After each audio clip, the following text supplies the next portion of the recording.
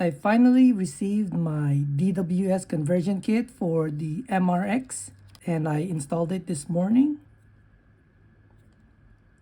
I initially bought it because it's more convenient to adjust the ride height with these, adjust the droop with these screws,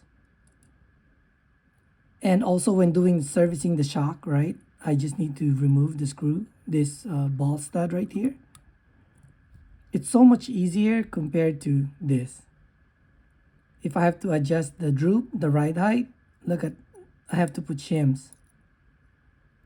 And although I did put adjustable camber, the turnbuckles here from BZ5, that made it a little easier, but when I'm at the track, I am not able to change the ride height or check for the droop because it takes a lot of time to do that. I also don't just remove one shim and assume that it's the right ride height or the right droop.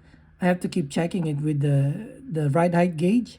I don't want to do that process on the track. When I'm on the track, I just want to drive, and if I need to adjust, I just want to turn something instead of removing stuff. Like for example, to get to the spring, I have to remove this set screw, remove the pin, remove the caster shim, tilt this, and look at all this stuff that I have to remove, right? Well, with this, if I need to remove the spring, I just need to remove one ball stud, and that's it. If I need to adjust the ride height on this, it's the same procedure. I have to remove this, remove the spring, and then remove the shim. It's just a lot of work. That's why I don't want to be doing that stuff at the track. And with the AA arm, I'm able to just turn stuff like that, turn this, remove this ball stud, right? It's just more convenient.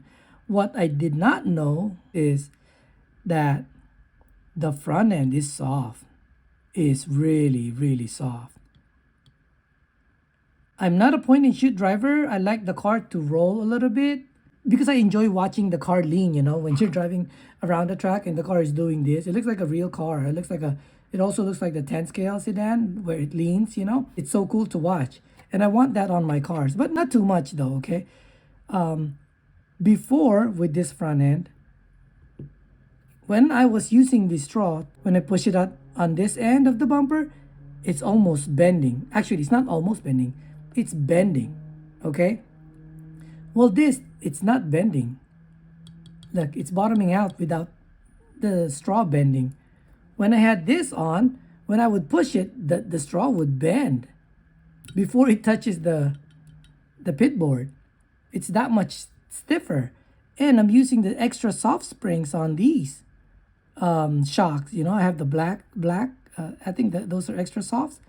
And right now I'm running the BZ5 extra soft, which are the red ones, and they're so soft. And I think this may be too soft, so I'm probably gonna need to run the white springs in the front or maybe the yellow.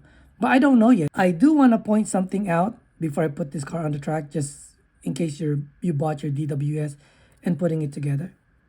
You want to pay attention to these countersunk screws, these 4. You want to use a Loctite thread lock that I put inside there. All 4 of them, but this one you got to be careful. These 2 you can snug, you can tighten it up to snug, but these 2 you don't want to do that because it's going to start binding. Okay? So what you want to do is remove the spring. Just remove this part, this ball stud, and then remove the wheel. Lift up this side, this arm up. Let's work on the left side first. Okay, lift it up without the wheel, and then tighten it. If it's slowly coming down, start loosening up these 2 screws, these 2 countersunk screws, until you get to the point where the arm would just drop on its own weight, like pretty quick. Okay? Remember, with the shock removed, it should drop quick. Okay? If it's not dropping quick enough, you have to loosen up the countersunk screw. Okay? Also, there's this slight movement, very little movement from the lower arm. If you see the upper arm started shifting like this from the countersunk screw and the pivot balls, then it's too loose. So you don't want it that loose, okay? If you look at mine and see the movement. That movement is coming from the lower arm, not from the upper arm, okay? So that's one. Make sure you put Loctite and don't over tighten it. Second is this took a while to drill. This side took a while to drill. This side was easy. Poke a hole through that vent in the shock and then just spin your hobby knife in there. Make sure it's opened and then do the same for the other side. This one was quick. I just poked it. This one, I actually did this for like 30 seconds because it was blocked. And every time I compressed the shock, it would make this popping noise from the grease. What else did I do? I also want to say that the front end, the toe out of my car is 3. I know the video kind of exaggerates it, but it's not a lot. It's 3 degrees, may seem a lot. Actually, the actual number is 2.8, okay? It's 2.8 degrees of toe out. To get to 2.8 degrees of toe out is 10.7 millimeter. Yep, 10.7. Okay, 10.7.